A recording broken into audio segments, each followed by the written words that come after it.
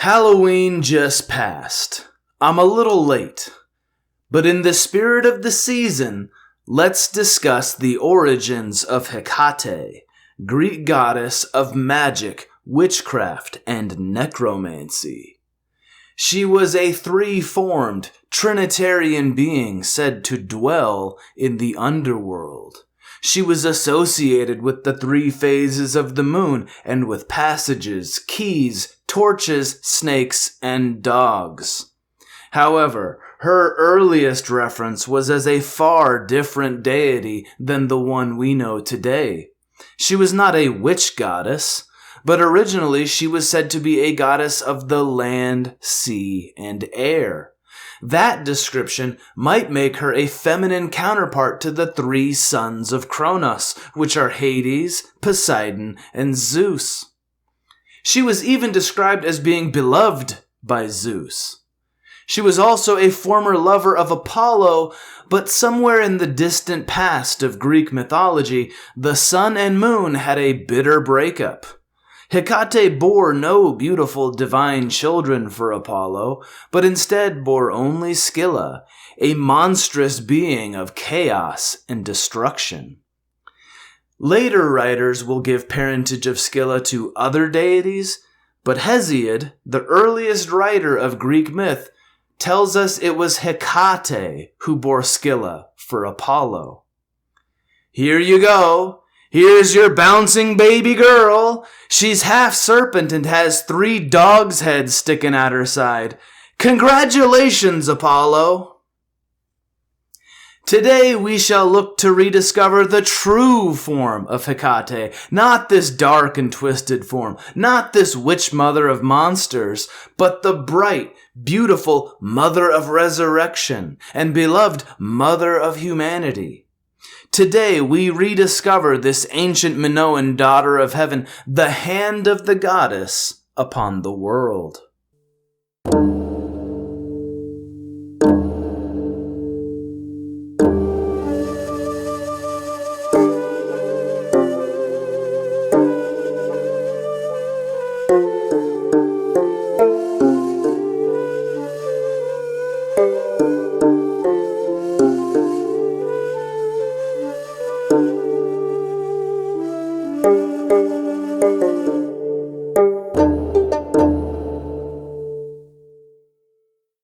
Welcome to the channel. If you like history and mythology, then you should hit like and subscribe.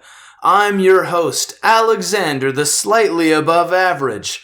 Today we rediscover Hecate. Let's begin with this image, which I believe portrays a Minoan-era goddess that may be related to the Greek goddess Hecate, among others. It's a very different image of Hecate. But of course, this fresco was painted about 700 years before our first written description of the goddess. A lot changed in that time. The Minoans were conquered. A new culture, language, and religion took control of Greece. This image was found in the palace of Knossos on Crete, and let me just give you a brief overview of what we might be looking at here. I believe this is the celestial story of the winter solstice and the resurrection of the sun and return of spring. The winter solstice is the shortest day of the year when the sun's power is weakest. Yet from this day forth, the sun's power returns, heralded by the alignment of the Pleiades and Orion's belt with the sunrise. From this day forward, the days grow longer and spring is just around the corner. I believe these are the stars of the Pleiades, these are the stars of Orion's belt, and these are the twin north stars of the Minoan era, because 3,500 years ago, when this fresco was painted, Earth actually had 2 north stars. Now, I admit, not every scholar would agree with the interpretation of these figures that I just gave, but this video is about Hecate, not this fresco, so just go with me on this one for now. These figures over here are what's important. A female figure surrounded by 10 men. Oh dear. In my last video on the Minoans, I offered an approximate reconstruction of the Minoan creation myth. I'll put a link to that video on screen and in the video description. But to summarize, there are stories in Greek mythology about an Idaean mother, a goddess who goes into the cave to give birth to God, or to light and life and creation in general. There she squats, and as she does so, she digs her hands into the ground. From her hands spring 5 men and 5 women, or sometimes it is 10 men and 10 women. Regardless, these finger men and finger women are the children of God and goddess. Or another way of looking at it is that they are the god and goddess, or aspects of the god and goddess, or earthly incarnations of the god and goddess. They are the hands of divinity laid upon the world. These finger men and finger women then join together and birth the first 100 people. There's many stories of various female figures connected to Mount Ida in Greek mythology. Zeus himself is born to Mother Rhea on Mount Ida, at least in one version of the myth. In other versions, it's on Mount Dicte. Both of these mountains, Ida and Dicte, are right outside the city of Knossos on Crete. The story that I think relates this fresco to Mount Ida and to Hecate is the story of Anchiale. Anchiale comes to us as an obscure background character hidden in the myth of Jason and the Argonauts. Jason is ordered to win the favor of Rhea, mother of the gods, to secure good winds on his voyage. In describing this process, we are told he makes offerings to the Idaean dactyls, whom the nymph Anchiale bore in the Dictaean cave, when she clenched the earth with her hands. Think about this. Rhea, Mount Ida, and Mount Dicte are all associated with the birth of divinity. While Anchiale is in the cave, she squats, presumably a reference to the act of Mother Ida giving birth. She clenches the ground with her hands and the dactyls are born. Let's learn a little bit more about Anchiale. Later writers tell us that she was the Titan goddess of the warming heat of fire. She was the wife of Hekateros, the Titan god of hands. And she was the mother of the dactyloi, the fingers. These deities represented the power of the human hand to create and utilize fire, and it was Anchiale's brother, Prometheus, who famously stole fire from heaven and gave it to mankind against the wishes of Father Zeus. When the dactyls were born, 5 sisters were born as well. They were called the Hecaterides. The dactyls and Hecaterides were joined in marriage, a finger-to-finger joining of the hands of divinity. And from this union were born many offspring. Among them were the first 100 Cretans. I believe Hecate to be the Hecaterides, representing the hand of Ida, which is the hand of the goddess upon the world. Hecate is light of the female half of divinity, the moon, shining upon the world. And she was once in union with the light of the male half of divinity, the sun. Hecate's ex-lover Apollo was sometimes called Hekatos, after all. Hecate is often represented in 3 forms, and we normally tie this with the 3 phases of the moon.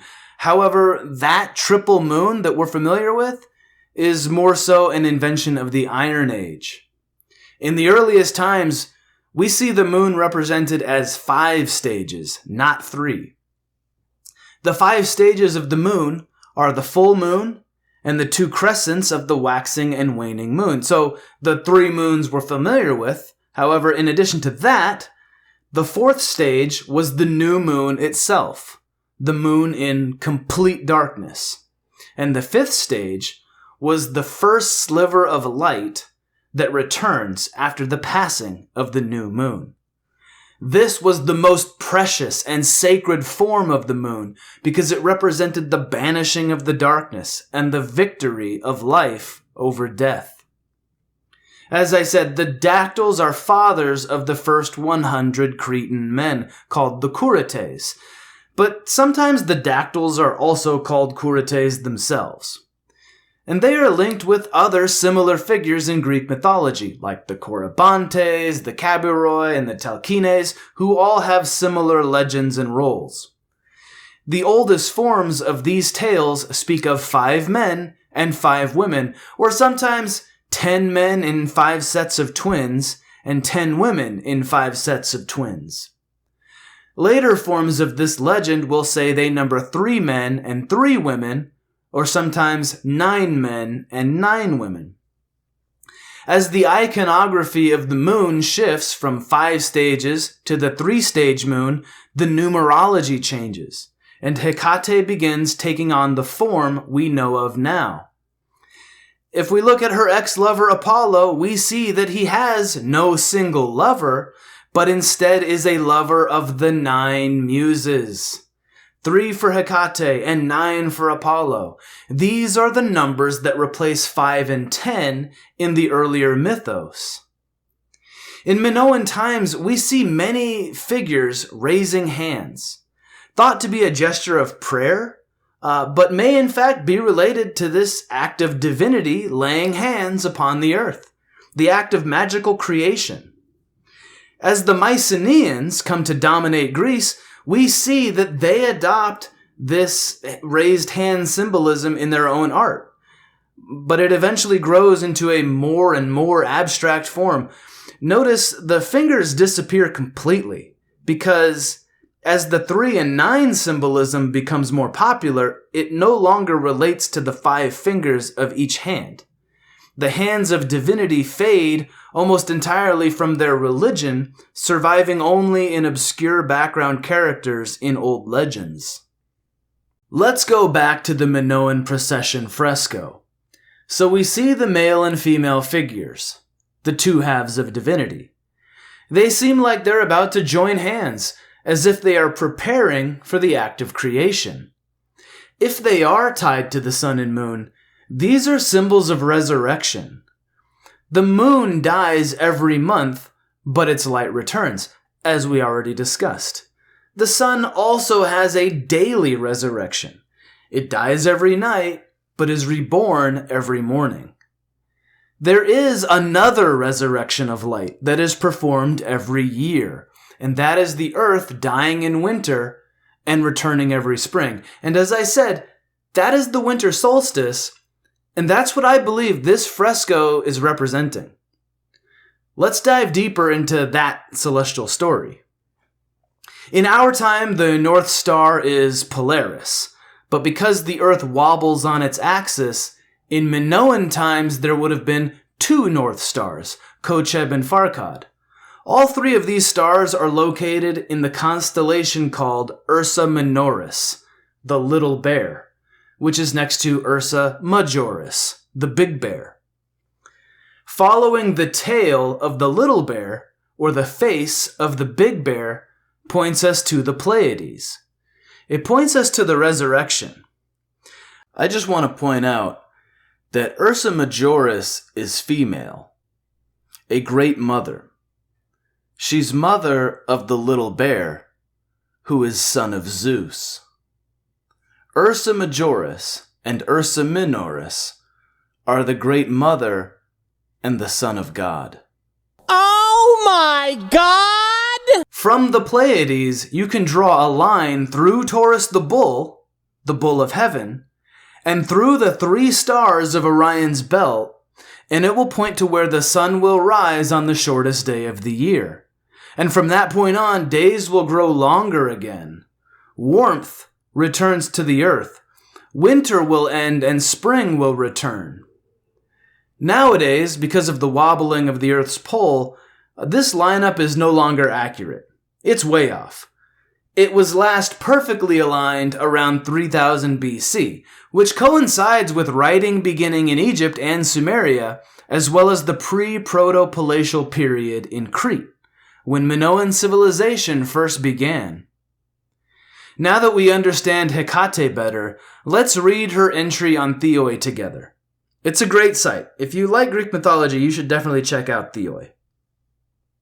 Hecate was the goddess of magic, witchcraft, the night, moon, ghosts, and necromancy. Okay, as we've discussed, goddess of magic, yes, she was a creator. She was the female half of divinity. Witchcraft, not so much. She was a mother goddess. The Greeks envision her as a witch because to them, she's an elder goddess, a foreign goddess. They don't worship her like that anymore. Goddess of the night, yes, but she banishes the darkness. She doesn't dwell in the darkness. Goddess of the moon, yes, the female half of divinity, the female half of light, of the divine light, the moon that resurrects every month. She's a goddess of ghosts. Okay, yeah, maybe the Holy Ghost. And a goddess of necromancy. Yeah, because she performs the resurrection. She raises the dead, not in some, like monstrous zombie apocalypse kind of sense, not some black magic sense, but she's literally the mother of the resurrection. She was the only child of the Titanes Perses and Asteria from whom she received her power over heaven, earth, and sea. Perses is believed to be the origin for the character of Perseus. It's believed to be an Indo-European god of love and war, and Asteria may represent an Eastern goddess of love and war, Ishtar or Astarte. So you have an Indo-European tradition and an Afro-Asiatic tradition joining, with the male force being represented by the Indo-European force. So they're conquering this earlier nation, this earlier civilization, using symbols of their love and war deity and matching it with the Eastern love and war deity. So, Ishtar, Astarte, is associated with Venus, which is another resurrection symbol. Venus is the brightest star. It's the last star visible in the morning, so it heralds the birth of God's light at dawn. It's the first star visible at night, so it heralds the death of God's light. So again, death and resurrection. The light dies at night, is reborn in the morning.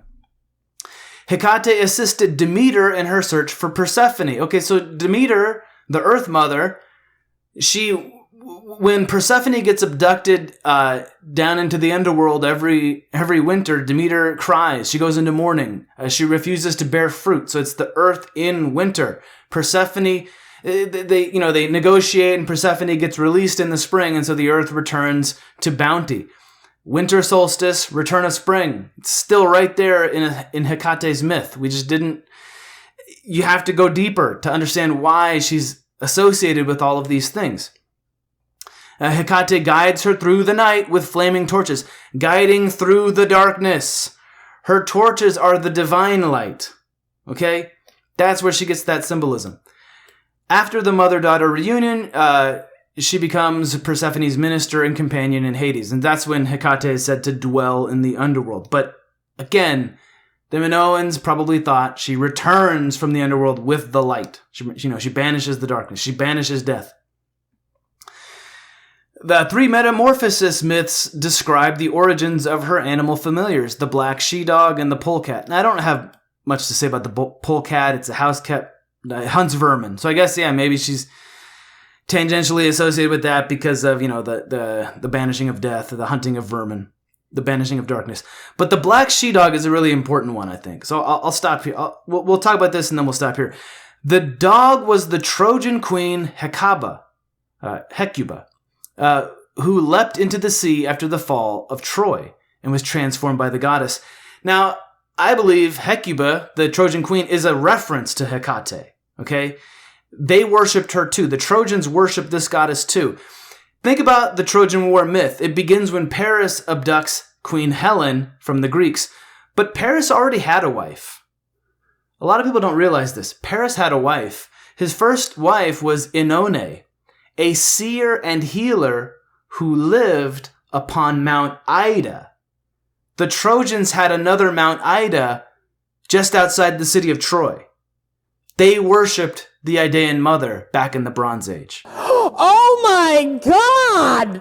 And just to touch on some final thoughts, Hecate is associated with snakes. We find that in Minoan art as well. For example, the famous Minoan snake goddess herself. Many ancient goddesses were associated with snakes, in fact. The ladies love snakes. Giggity.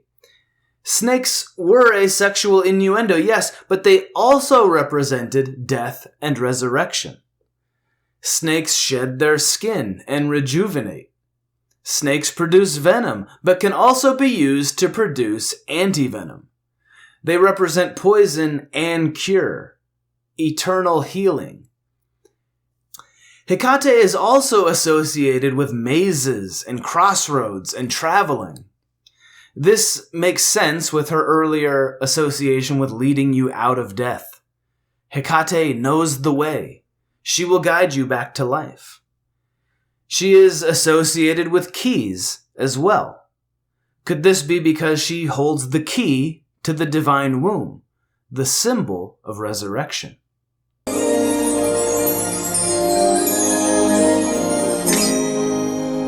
It is the key to the greatest treasure in all the land. One final thing to mention, let's take a look at her name. Theoi translates her name as well as Apollo's epithet of Hekatos, as meaning working from afar. However, I think this is incorrect. It's a folk etymology. I've looked into different meanings for her name. Some people assume she is related to the Egyptian goddess of magic, Hecate.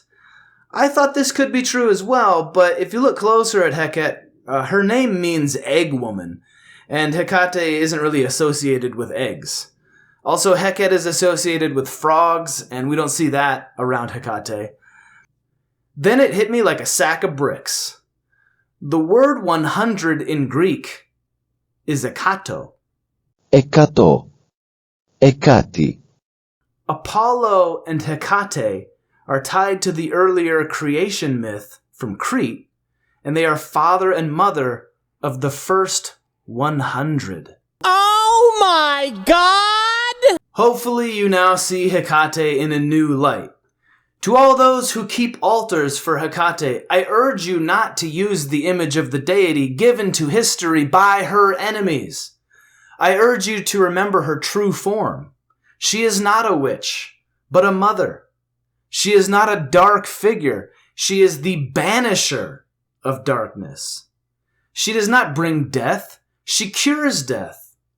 She is not a necromancer who raises zombies. She is the mother of the resurrection. She is the celestial lunar cow maiden, female companion to the solar bull of heaven. She is plump and pregnant with the divine light, and there, in the dead of winter, heralded by 3 wise men, she gives birth to salvation. Oh my god!